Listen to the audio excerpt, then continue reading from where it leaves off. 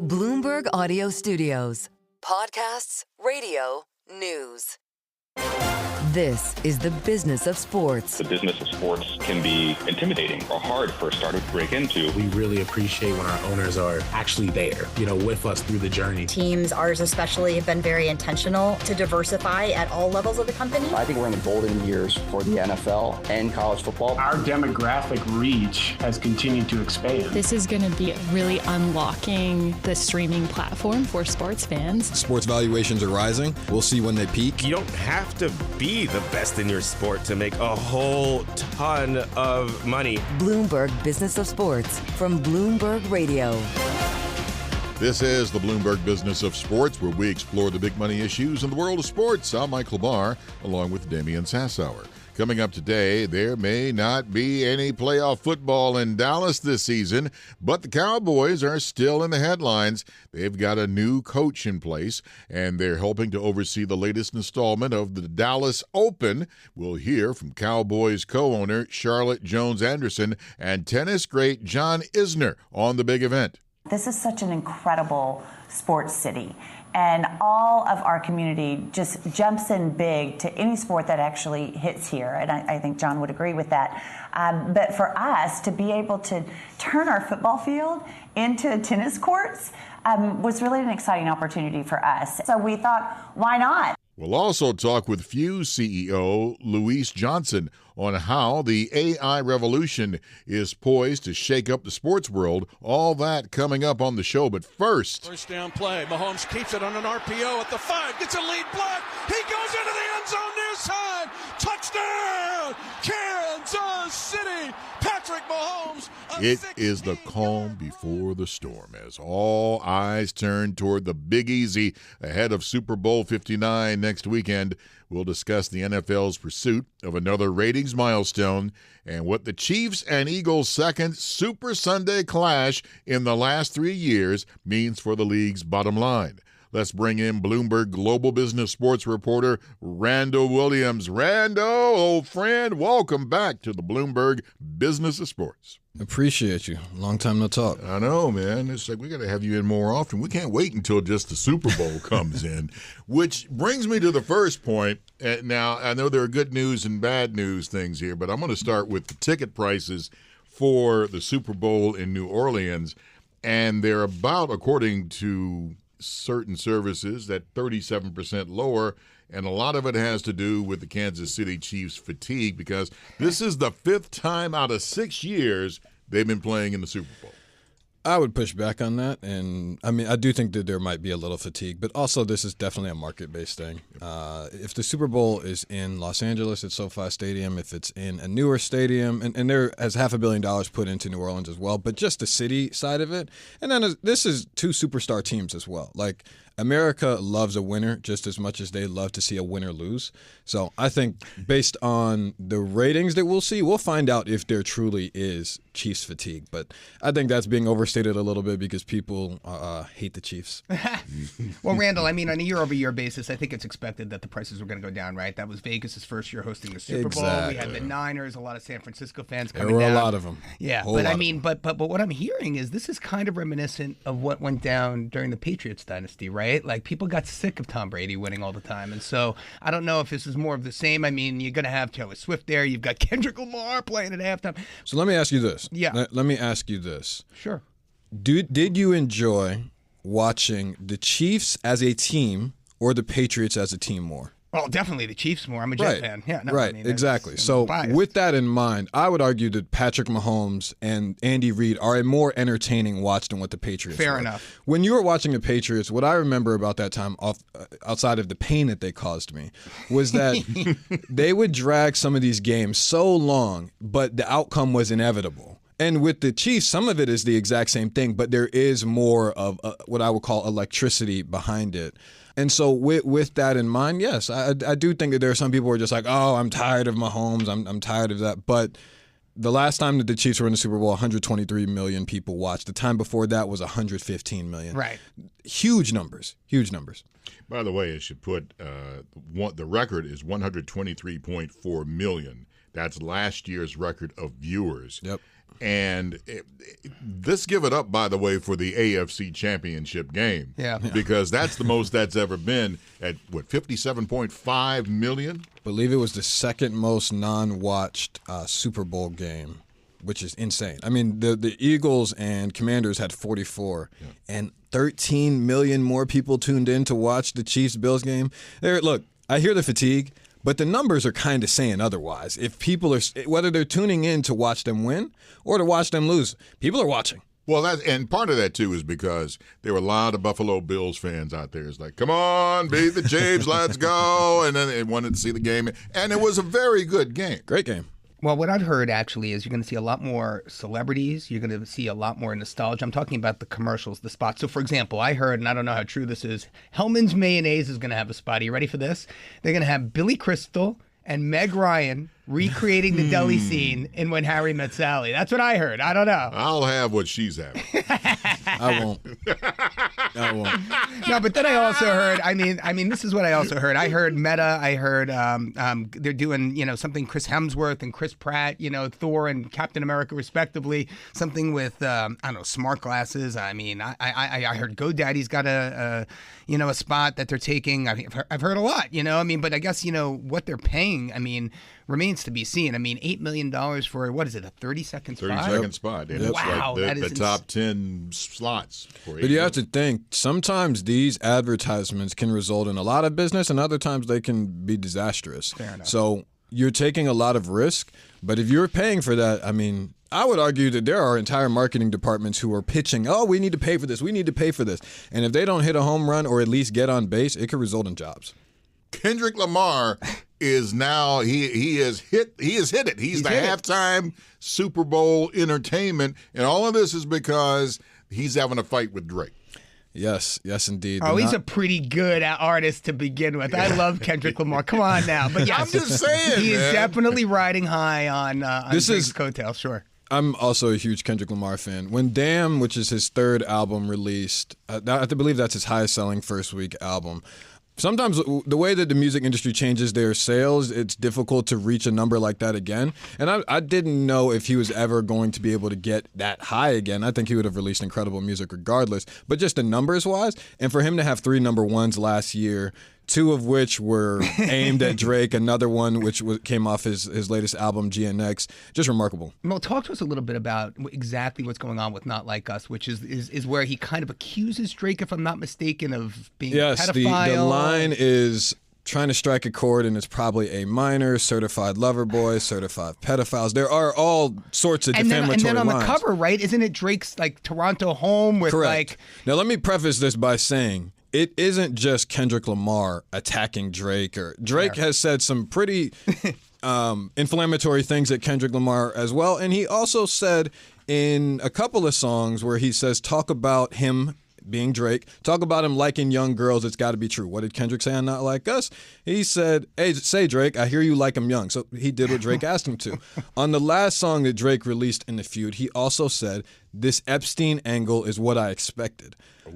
So there are some lines in here that are left up to interpretation. Drake feels like Universal Music Group, by promoting this, by placing it everywhere, by using what he claims are alleged schemes to get this song any and everywhere, that this is defamatory. And so whatever the damages that he's seeking, you could argue that this is being promoted at the Super Bowl to some degree. So it has set the stage for quite the interesting thing, because does Kendrick perform Not Like Us? I would argue that this is the most anticipated Super Bowl halftime press conference ever. Yeah.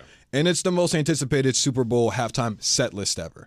Because if he performs Not Like Us, then it's like, wow, the NFL, Rock Nation, Universal Music Group, Apple Music, and everyone who's paying to be there is saying we don't care about this. And if he doesn't perform it, then it speaks to somewhat of the fear, that's going to be the narrative, that Kendrick and the NFL and Rock Nation were afraid to put this out there. He's got to play it because, he's got to. Look, this was in about a week's time. It was the most streamed song, 96 million streams in a week. I mean, if you leave, like you said, if you leave it off, it's like Come on now, man. It's like this. Yeah, but but let's think about it from the NFL What are you doing? perspective. What are you all doing? It sounds like you would play it. If you're Kendrick, you're playing I it. would play Damian, it. are you? Oh my God, if I'm Kendrick, I'm definitely trying to play it. It's whether or not the NFL allows him to play it. This is the reality here. UMG, Universal, they're Drake's agent too. They're the biggest, They're both of theirs, which they're is the biggest fascinating. music company in the world, right? So, I mean, of course they're going to promote both of their artists as best they can. But, the NFL, I mean, look, they don't want to run across a lawsuit here, right? Like if the charges that, Drake is leveling on UMG sort of accrue to the NFL for allowing them to play it in that sort of an environment, I mean, they could be susceptible as well. I don't know. I mean, I'm not a lawyer, but It's not out of the realm of reality, is what I'd say. I'll also tease that I do have a Super Bowl halftime show story coming where you'll find out who cares about performing this. But I do think, if I had to give a prediction, I do think he performs it. You know the irony of this? We're talking about Nick Sirianni, the head coach for the Philadelphia Eagles, and Andy Reid, who used to be the head coach for the Philadelphia Eagles. And both at one time in Philadelphia, the fans were saying, fire him. And now it's like everything has changed. At least I hope so. Yeah, I mean, it's one of those things where they love you one day, they hate you the next. As long as you're getting to the Super Bowl or having playoff success, they'll enjoy you. Well, look, I mean, the one thing I will say is the Eagles are already ahead of the curve because they have managed to get the Kansas City Chiefs to wear white in the Super Bowl, and they don't wear white in the Super Bowl. Mahomes doesn't wear white in the Super Bowl. No, I'm just kidding, but that is true. Look, I mean, the reality is this. It's 1.5 point spread, 49.5 point over-under. You're talking about, the league's best defense playing against an icon in Patrick Mahomes, who's won 5 out of the last 6 years he's been in the Super Bowl. I mean, going for the three-peat. It's going to be awesome. There's 2 things I have left. Number 1, you can come up with whatever data you want that's for the Eagles, that's against the Chiefs.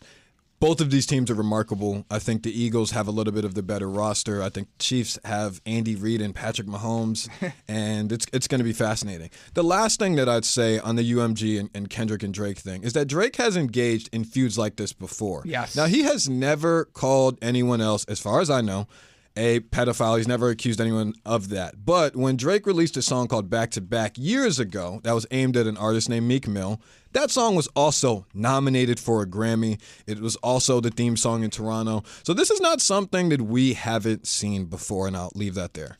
My man, thank you again, Randall Williams. You enlighten us every day, man. I appreciate you all having me, and be on the lookout for that story next week. I think it's going to be a good one. Up next, we turn to technology's growing influence on the sports world. Fuse CEO Louise Johnson dishes on the latest sports-related innovations from CES in Las Vegas and how artificial intelligence is set to shake up your sports experience. For my colleague Damian Sassower, I'm Michael Barr. You're listening to the Bloomberg Business of Sports from Bloomberg Radio around the world. This is Bloomberg Business of Sports from Bloomberg Radio. This is the Bloomberg Business of Sports, where we explore the big money issues in the world of sports. I'm Michael Barr. Right now, we turn our attention to the collision of technology and sports in 2025. And our Bloomberg Originals team of Jason Kelly and Vanessa Perdomo recently sat down with Louise Johnson, the CEO of sports and entertainment marketing giant Fuse, to discuss the changing landscape of how we actually consume our sports. Louise, really good to have you with us. You are recently back from CES, where everything was on display. I would love to know what the sports vibe was, because the business of sports, we look at it from all different aspects, obviously, but technology, artificial intelligence, everything seems to be just like bubbling up in the sports world. What did you see? Firstly, thank you so much for having me on your show today. But yeah, I mean, CES was mind-blowing. I've never been before, so it was an incredible experience. I properly geeked out on all of the exhibitions and the speakers as well. And I think, taking a step back, I think AI was the undisputed star of CES in 2025, not only from a sport and fitness perspective, but just across everything. And I think whether that was, the innovative products from the floor, the show floor, and from all the speakers and, the 5 days of showcasing. It really was, that was all it was about. And I think it was really interesting, actually, from, I think, actually on the floor section where all the exhibitors came to show, I think there was this real trend around sports, around personalization, but personalization in like a really useful way. So the tech that I saw, whether that be, the new gym equipment or wearables, was all around. It's no longer just good enough to take your data of how many steps you're using. You've actually then got to use that insight with AI to make it a personalized plan for you to get fitter. And I thought that was interesting. And it sort of throws up the question of whether, personal trainers and instructors become a bit obsolete in the future, because as you know, CES is a bit of it's a compass to the future, isn't it? It's not a roadmap, but it's definitely a compass. And I think there are two really good examples. I'm not sure how much you saw from CES that really encapsulates this. And one of the products was called G-Grip. Yes. And this was... I'm obsessed with this. Obsessed. So I think it's sort of touted as the world's first AI-powered intelligent golf club. But actually, this grip analyzes the way that you swing, and it takes your speed, the angle, the grip pressure, and it gives you this instant feedback through the app, and then helps you with like videos and overlays to refine your technique. So I think it only improves golfers' swing, but also it slightly democratizes the sport as well. So it's perfect for people starting out who might feel intimidated, on a golf course or with an instructor. So I thought that was really interesting. And the second one I wanted to mention was a product called Body Dot Fitness. And this was around a 3D body scanner, which basically had AI looking at your digital, like your muscular skeletal figure, and creating an avatar. I know, crazy. So it takes all of your dimensions, creates a hyper-realized avatar of you, and then creates those workouts, personalized workouts, so you can visualize your progress over time. So you can sit there and go, okay, well, I need to lose weight. How am I going to do this? And actually, if I do this training, this is what I'm going to look like. So really helps you, the person achieve their fitness goals, and, just it makes it much more effective. So those are the two I thought just really encapsulate that. Goodness, is the personal trainer now not needed? And then I think the second piece was, amazing bunch of speakers. And I was really blown away actually by the caliber of people. Sports, tech, sports, and obviously esports and gaming was represented incredibly well, from brands talking about, how they're already using AI to create better fan experiences, whether that is through AWS or, through Formula One. So you're getting better data coming through, and you can, as a fan, understand that data better. So again, this whole sort of democratization through AI in sport really came through from those speakers as well. So yeah, fascinating. I can't wait to go back next year. Yeah, so much to unpack there. I mean, there's so many different elements to it, right? And the fitness space, the fan space, broadcasting. When you were having these conversations, listening to these conversations, what do you think is the biggest way it'll impact? Will it impact fitness the most? Will it impact, the average person's fitness journey? Will it impact professional athletes the most? Broadcasting, the fan experience? What do you think we'll see the biggest change in? I think, all of the above. I think definitely the sports, tech, and media have definitely led the way. And I think it was Fox broadcasters who were actually saying, look, AI has been around for a really long time. We've been using this technology for, 4 or 5 years. There's so much swirl around AI in sports at the moment because it's the pace, the speed of the technology is just phenomenal. And that's what's really accelerating change. But they have been the first people, to put overlays into the NFL. Well, the NFL put overlays into the broadcast so the fan can see the player stats and the trajectory of the game. We know that Amazon have been using that within their NFL broadcast as well. ESPN Plus and DAZN have been using personalized libraries for their fans. So again, it's been around for a while. It's just accelerating and becoming more personalized, more higher quality, and I think also I mentioned earlier cost effective for that production team. And a lot of people talking around from a production perspective, you don't have to have all of these people manually putting in films and data now, Right. and looking, an archive. And actually, how do you relive archive footage that actually through AI, you can now bring that to life, restore it, and enable a fan to, have all of this access to amazing archive footage. So I think those types of businesses have definitely led the way.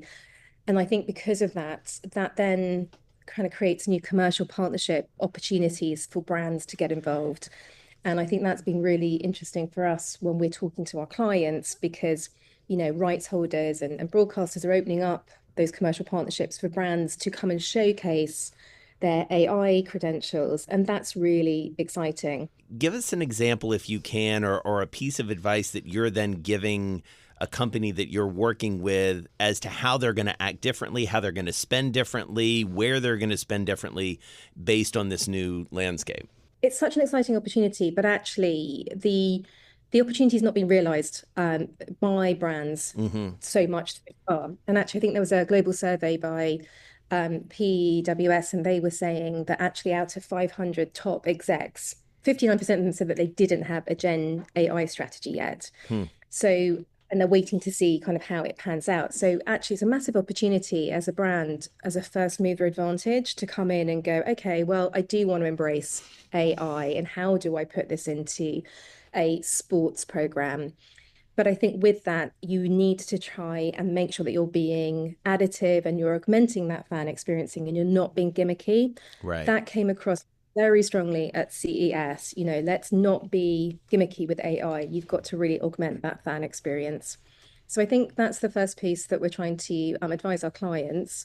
And also the fact that actually the category is changing. We need to look very closely at how that category is being opened up, because some rights holders are talking about it as in this is a new AI category. You can be the sponsor, the official partner of AI. However, you've got many brands saying, listen, AI is inherent in everything now. You can't separate that out. And actually, in 2 to 3 years' time, you won't really be talking about, a specific AI platform on a handset. It would just be so natural. So that's the debate that we're getting into. I think the other piece on that really is around the responsibility and ethics around sports partnerships and AI, because if you are using amazing opportunities like digital personas and deepfake technology and hyper real avatars of athletes and influencers, then they might get misinterpreted by that AI, and that might be misaligned for a brand. So therefore, we're spending quite a lot of time with, so you need to spend, we are spending time with sports lawyers to navigate this new landscape so that we can be in a position to really advise our clients how to partner with athletes and influencers to take this technology but use it in a responsible way. Right. That was one of the questions I had, was how do you make sure that you're, making the fan experience better, giving them new content and things like that, but also making sure that they're not cheated out of an organic experience with their favorite athletes or with their favorite influencers. Yeah, exactly. And I think that's the new kind of era that we're going into. It's great to have all this technology, but one, let's use it to be really useful and not just a fad. And the second thing is, how do we use this in a way that is a win-win for everyone and ethically right and responsible?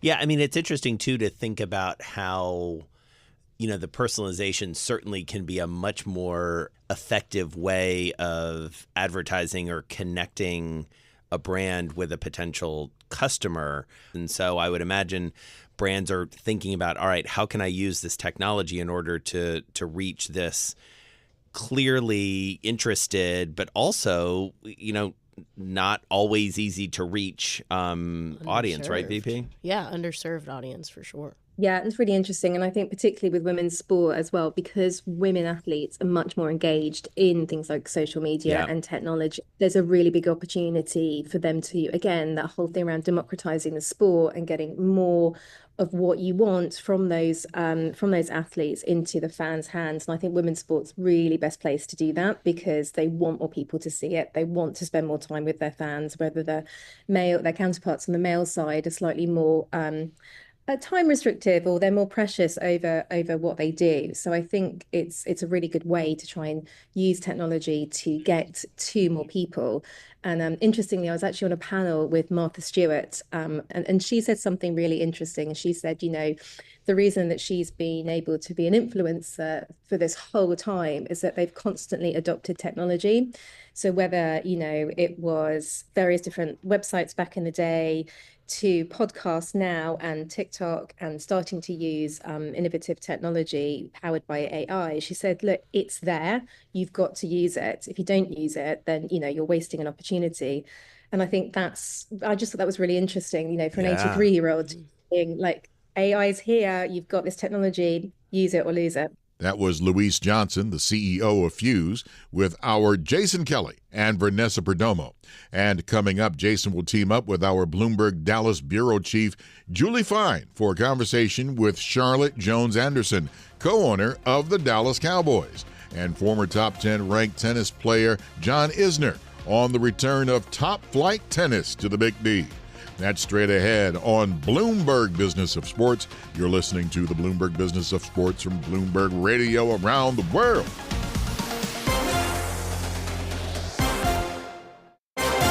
This is Bloomberg Business of Sports from Bloomberg Radio.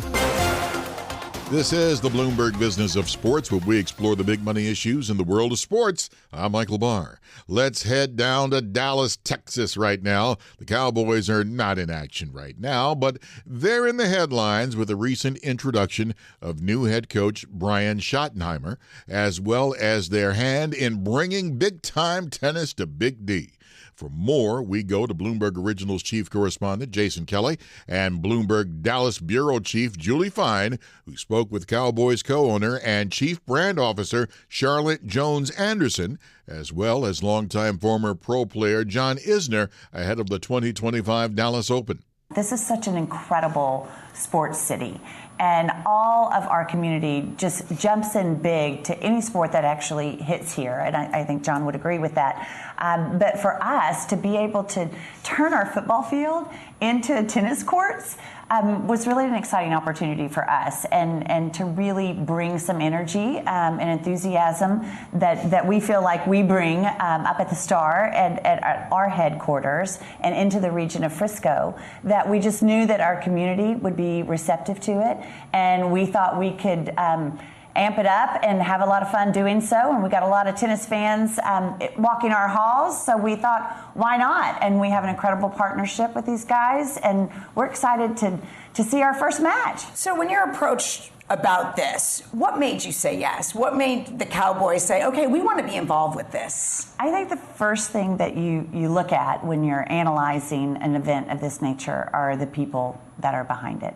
We're very comfortable in what we bring to the table, but we also know everything that we don't know about partnering and being a part of an event that we may not be as familiar with. So that was number one. And the second is just the rise of the energy around tennis and entertainment and live event and all of that it all kind of was coming together for us to see this event that has, became an HP 500. So that gave the upscale to the event that we felt like, okay, we can jump on this bandwagon, and we think we can help you take it to another level. And so a lot of that together really made us think, hey, we're ready for this, and we're excited to give it a try. So, John, to that exact point that Charlotte just brought up, the sort of leveling up, the upscaling here is apparent, not just in the quality of the facilities and whatnot, but in quality of the players on the court, the sort of magnitude of this event. So why was this the right time to do that in terms of the business of tennis? Well, yeah, so I think the Dallas Open move, you came to Dallas, spent 3 years at SMU, and they were an incredible host site. But the tournament, I think fortunately for everyone, sort of outgrew SMU. And the ATP saw the success that our tournament had there at SMU, and the capacity of the center court there was only like 2,500 seats. And so they awarded Dallas an ATP 500 level sanction. But what comes with that is minimum amount of seating, minimum amount of prize money, which was more than the ATP 250 site could hold. So everything was just kind of a big level up for the tournament. And for the Dallas Open to, of course, partner with the Dallas Cowboys brand. I mean, it's an absolute no-brainer for everyone on the tennis side of things. And what the Cowboys can bring operationally and as far as the site goes, of course, Sports Center at the Star is like something. I mean, I played tennis my whole life, played the ATP Tour for 17 years. There aren't many facilities like this at all on the ATP level. And once the players get here, this is the first year, obviously up in Frisco. Once the players get here and experience all that Frisco and the Star has to offer, it's going to be amazing. The players are going to love it, and they're going to continue, in my mind, going to continue to come back for many years to come. You touched a little bit on the Star, and you talked about having this at the Star. You built this $1 billion Dallas Cowboys headquarters that has a football field for Frisco. There's hotels around it. There's restaurants around it. When you put the Star there, did you do this thinking, okay, we can have other sports here, have an event like this one? Absolutely. I think we had seen, and that was really our mission with AT&T Stadium, same kind of concept, because we only play there 10 days a year. So in order for that venue to be worthy of the investment into the venue, you need to keep it occupied. So what could you attract beyond our game that would make that make sense and really build upon the community and economic impact that the events would actually have and the venue would bring into the region? Same thing with the Star in Frisco. And in that, we knew that we could be out there and practice, but it was also designed to be a place for high school football. So we have a partnership there with Frisco for high school football. But then beyond that, what could we do that would really make sense and be enticing to the community? So as you may have seen, the ACMs were there. They're coming back for their third year in a row. So that's something that's probably, out American of our wheelhouse, yes, American country music. Yeah. So that's a little bit different than playing football out there. And now here we get to step into the tennis world. And what is so wonderful, and John touched on this, is, they're going to stay at the Omni. They can walk down, which is a beautiful hotel. They can walk right down and be on the court. All these amazing restaurants, and the same for people that actually want to come out there to watch the matches.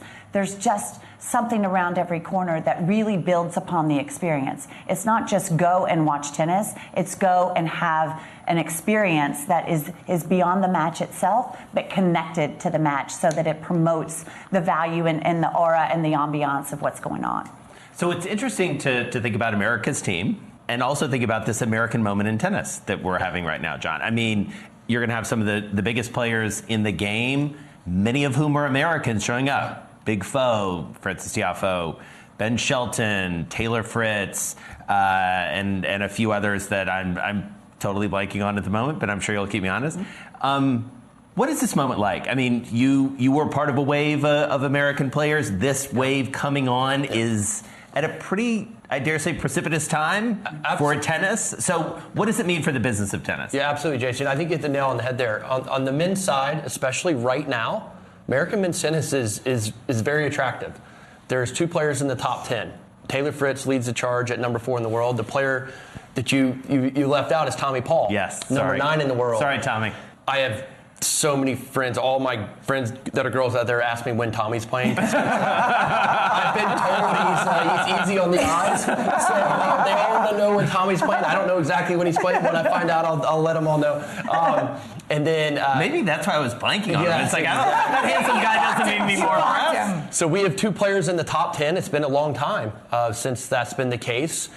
Casper Ruud is the highest-ranked European player in the field. He's number 5 in the world. So 3 players in the top 10 in the world, all playing the Dallas Open. That's huge. All right, so I got to ask the football question, yes. Charlotte.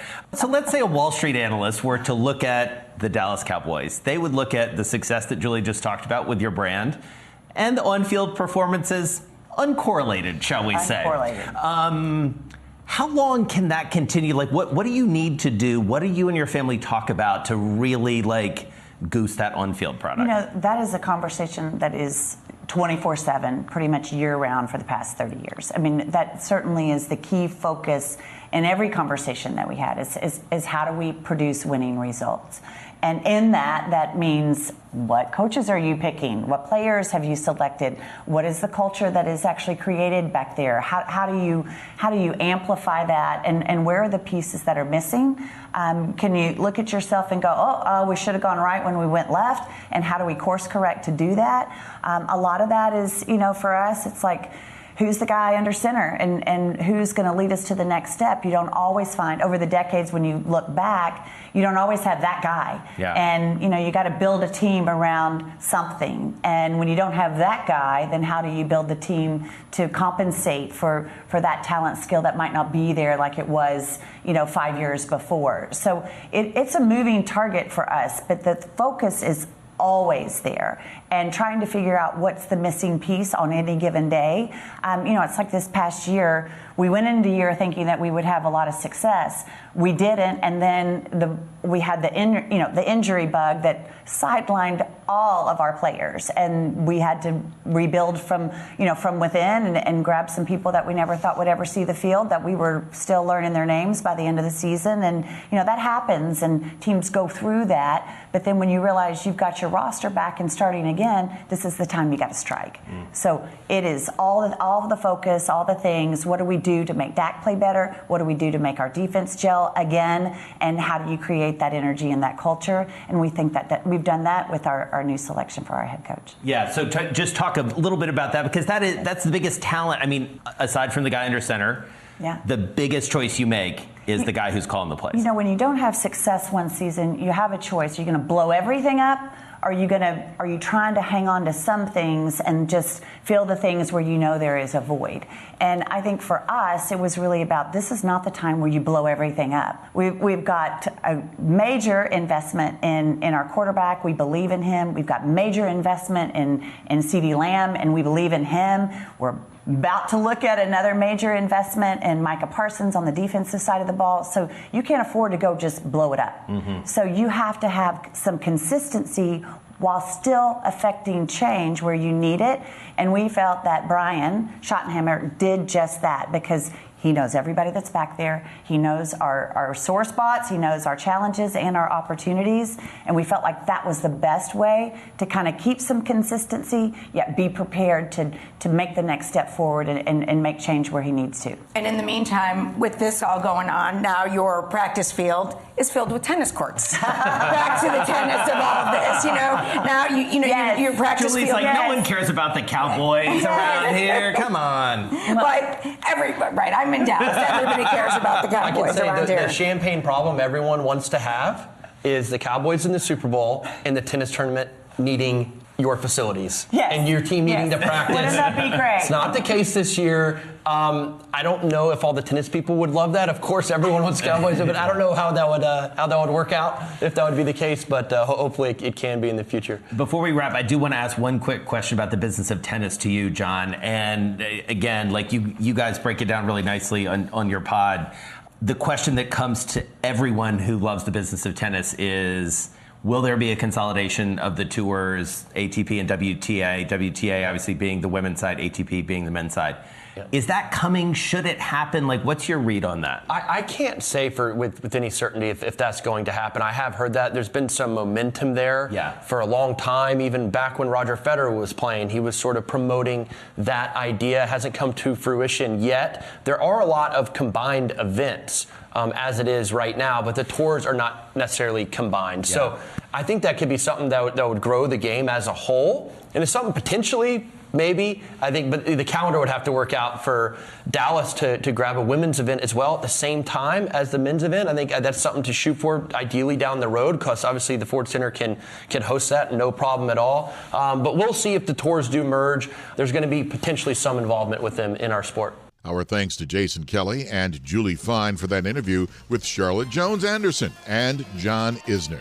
Thank you for joining us. Tune in again next week for the latest on the stories moving big old money in the world of sports. You've been listening to the Bloomberg Business of Sports from Bloomberg Radio around the world.